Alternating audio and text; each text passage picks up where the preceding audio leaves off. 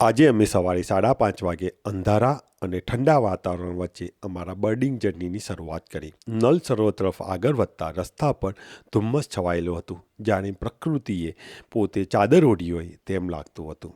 આ જાદુઈ માહોલ વચ્ચે અમે ખેતરોમાં ઉગતો સુનેરી સૂર્યોદય જોયો અને એ પળે લાગ્યું કે આજનો દિવસ તો ખાસ જ છે. 7 વાગે અમે નલ સરોવર પહોંચ્યા અને અમારા પ્રથમ ટાર્ગેટ સ્પીસીસ ગ્રાસ હોપર વોબલરની શોધની શરૂઆત કરી અને આમ અમારા આજના બર્ડિંગ એડવેન્ચરની સાચા અર્થમાં શરૂઆત થઈ. આજે ઘાસની અંદર બર્ડ દેખાઈ રહ્યું છે. એ બર્ડનું નામ છે કોમન ગ્રાસ હોપર વોબલર, જેને ગુજરાતીમાં પાન ફૂદકી કહેવામાં આવે છે. એના વિશે સલીમ અલી એવું કહે છે કે જે ઘાસની અંદર માઉસની જેમ ચાલે અને એને તમને દેખવી થોડીક અઘરી પડે છે, જેથી તેનું માઉસ ઓફ ગ્રાસ પણ કહી શકીએ આપણે. તે આશરે 12 થી 13 સેન્ટીમીટર લાંબુ હોય છે. એના અપર પાર્ટમાં તમને સ્ટ્રાઇકિંગ દેખાઈ રહ્યા છે, જે એનો એક આઈડેન્ટિફિકેશન પોઈન્ટ છે અને તે આખા ગુજરાતમાં દેખાતી વોબલર છે, જે ગુજરાતની અંદર વિન્ટરની અંદર આવે છે. જ્યારે અમે ગ્રાસ હોપર વોબલર જોઈ રહ્યા હતા ત્યારે ઘાસની અંદર એક ક્રેક બહાર આવી. ક્રેકને ગુજરાતી અંદર સંતા કુકડી કહેવામાં આવે છે અને આ હતી બેલિયન્સ ક્રેક અથવા બેલિયન્સ સંતા કુકડી.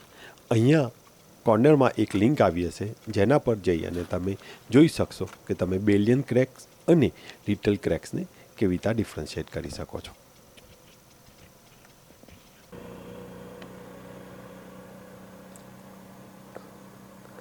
સારસ ક્રેન એના બચ્ચા સાથે છે. આ વિશ્વનું સૌથી ઊંચું ઉડતું પક્ષી છે, વર્લ્ડ ટોલેસ્ટ ફ્લાઇંગ બર્ડ. આ ભારતનું રેસિડન્ટ બર્ડ છે. ગુજરાતીમાં એના બહુ બધી વાર ડાઘા કહીને પણ આ બાજુ અમદાવાદની આસપાસના એરિયામાં બોલાવવામાં આવે છે, કે એમના માથા પર જે ડાઘો છે કદાચ એ હોઈ શકે છે.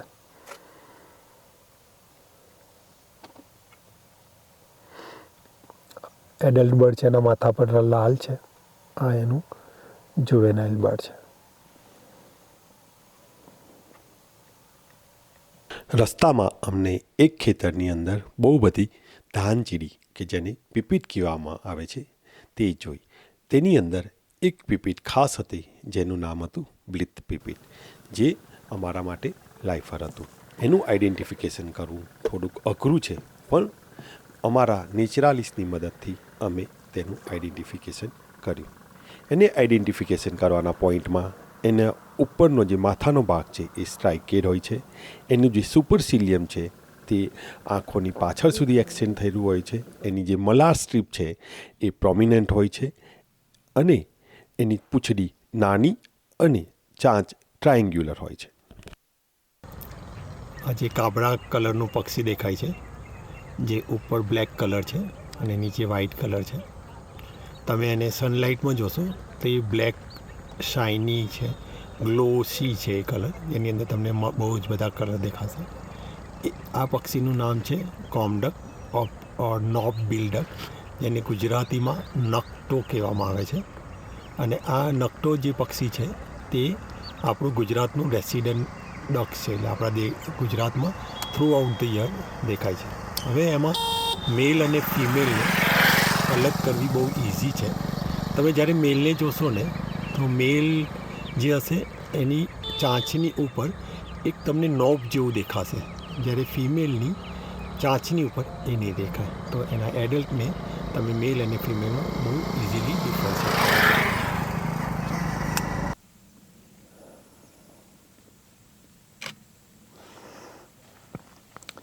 આજે કાળું પક્ષી દેખાઈ રહ્યું છે, જેનું ગુજરાતી નામ છે કાળું કોસી, જેને ઇંગ્લિશમાં બ્લેક ડ્રોંગો કહેવામાં આવે છે. એને ચોકીદાર પક્ષી પણ કહેવામાં આવે છે, કારણ કે એ જ્યારે કોઈ શિકારી પક્ષી કે એવું કંઈ જોવે તો એ ટિપિકલ અવાજ કરતો હોય છે. બીજું, આ એક મિમિક્રી બર્ડ પણ છે, એટલે બીજા બધા પક્ષીઓના અવાજ નીકાળતું પક્ષી છે. તો બહુ બધી વાર તમને અલગ અલગ અવાજ નીકાળતું સાંભળવા મળશે. આ જો તમે સાઉથ ગુજરાતમાં રહેતા હોય તો એના જેવું જ બીજું એક પક્ષી દેખાય છે કે જેને એસિડ રોંગો કહેવામાં આવે છે. તો તમે એને ડિફરન્સ કરવાના 2 પોઈન્ટ છે જે ઇઝીલી ખબર પડે એવા છે. એક તો તમને આ ચાંચની પાછળ વ્હાઇટ કલરનો જે સ્પોટ દેખાય છે એ ખાલી બ્લેક ડ્રોંગોમાં દેખાય છે, જે એસિડ ડ્રોંગોમાં દેખાતું નથી. અને બીજું, આંખનો કલર જોશો તો પેલામાં રેડ કલર હોય છે, જે તમને આ બંનેને ઇઝીલી ડિફરન્શિએટ કરવાના 2 પોઈન્ટ છે. આજનો દિવસ ખૂબ સરસ ગયો. ઘણા સુંદર સાઇટિંગ થયા અને આજની જે ખાસ પળ હતી તે છે અમારું લાઈવ ફર બ્લીથ પીપીટ. આવી ક્ષણો દરેક બર્ડિંગ ટ્રીપને યાદગાર બનાવે છે. આ જર્નીમાં અમારા સાથે આવવા બદલ આપનો ખૂબ ખૂબ આભાર. જો વિડીયો ગમ્યો હોય તો લાઈક કરજો, શેર કરજો અને સબસ્ક્રાઈબ કરવાનું ભૂલશો નહીં. અને આવતી વખતે ફરી મળીએ નવા કોઈ બર્ડિંગ એડવેન્ચર સાથે.